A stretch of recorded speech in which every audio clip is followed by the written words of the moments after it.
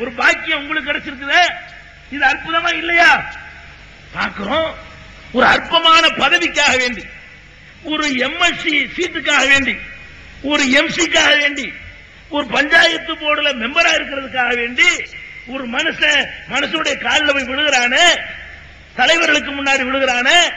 நீங்க பாக்குறீங்க, இந்த சமுதாயம் 1400 ஆண்டுகளை கடந்த பிறகும் 120 கோடி உலக முஸ்லிம்கள் ஒரு 4 தருதலை வேண்டாம் போய் காலில் விழுந்திருப்பான்.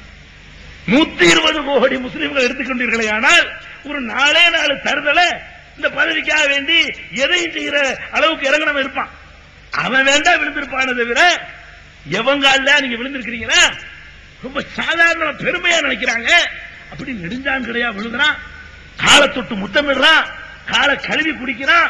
இந்த அளவுக்கு கீழ்த்தரமா நம்மள மாதிரி மலை ஜலத்தை சுமந்திருக்கிற ஒரு மனுஷன் காலில் போய் விழுகிறமே, இந்த புத்தி கூட யாருக்கு இல்ல? பெரிய பெரிய சட்டம் படிச்சவனுக்கு இல்ல, பெரிய பெரிய தலைவனுக்கு இல்ல. அவன் மேல போட்டு அவன் ஒரு பக்கம் தலைவனா இருப்பான், அவன் அங்க இன்னொரு தலைவன் போய் காலில் விழுந்துருவான். அப்ப நம்ம எப்படி இருக்கிறோம்?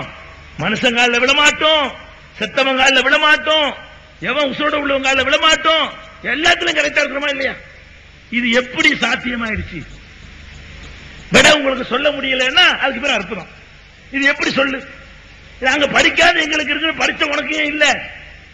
படிக்காத எங்களுக்கு இருக்கக்கூடிய இந்த தெளிவு படித்து பட்டம் பெற்ற மற்றவங்கள்ட்ட இல்லையே, ஏன்?